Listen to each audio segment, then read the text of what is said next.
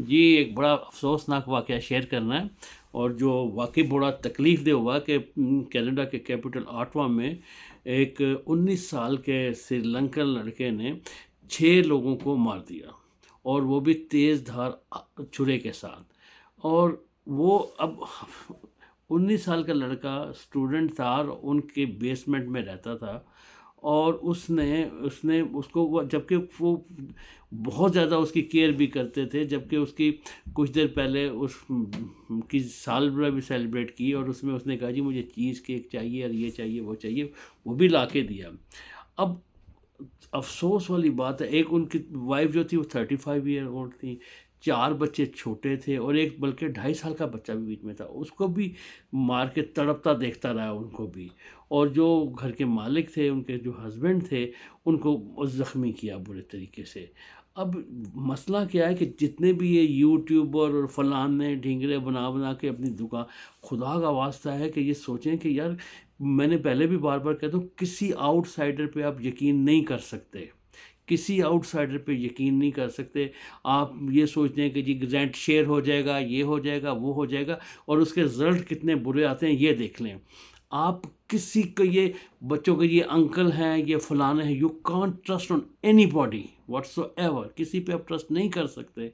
और हमारे तो मज़हब पहले से 1400 साल पहले कह दिया गया था कि कोई भी शख्स घर में नहीं आना चाहिए। कुछ उसको पहले वक़्त में डेज़र्ट में बड़ी किसी वक़्त में ठंड थी तो एक साहब आए, उन्होंने कहा जी कि मुझे ठंड लग रही है, अंदर आना। उन्होंने कहा जी अंदर आने की इजाज़त नहीं है, बाहर बैठें।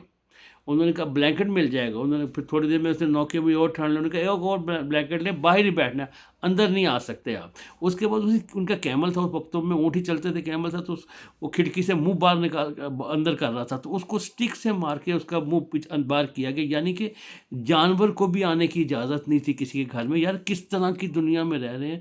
और हर रोज़ कोई ना कोई वाक़या होता है कि अमेरिका हो जाए, कनाडा हो जाए, यूरोप हो जाए, कहीं पे भी हो जाए। जब आप किसी को थोड़ा-सा क्लोज़ करने की कोशिश करते हो तो वो बेड़ागर्क करना शुरू कर देगा आपका। तो इसलिए ठीक है, डिस्टेंस रखें, फासला रखें, किसी को किसी आउटसाइडर को घर में नहीं आना चाहिए। बच्चे बहुत इनोसेंट होते हैं, इनको उसके हम अंकल बने हुए हैं, ये जी मेरे मेरे हस्बैंड के दोस्त हैं और ये मेरी बीवी की जो सहेली उनकी दोस्त हैं फलाने। नो नो, कोई दोस्त वोस्त नहीं। अब बिल्कुल ये गलतियाँ नहीं करेंगे और उसके जो नुकसान है वो देख लें कि उसने 19 साल का लड़का है, स्टूडेंट था और उसने ये कहा कि जब कोर्ट डेट थी तो उसने कहा कि मैं जो इस तरह की उसमें फ़िल्में देखता था जिसमें कोई तड़पती चीज़ होती थी, उसको खुशी होती थी। तो वो इस तरह की फ़िल्में देख के तो उसने उस अंदाज़ा कर लें, उसकी दलेरी देखें कि वो कोर्ट में जज कह रहा है कि आपको लॉयर चाहिए, तो वो स्टेटमेंट दे रहा है कि मैं ये सारा देख के बड़ा खुश हो रहा था कि जब वो तड़प रहे थे तो मैं उनको देख के खुश हो रहा था।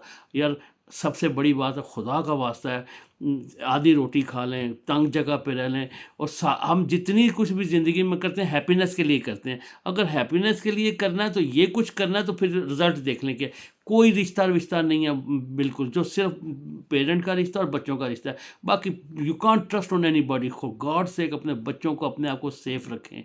ये सब मटेरियलिस्टिक सी चीज़ें, कहते हैं ना कि इंसान एक वक़्त में बहुत ही डिसेंट होता है और एक वक़्त में वो बिल्कुल शैतान बन जाता है। So you have to be very careful please.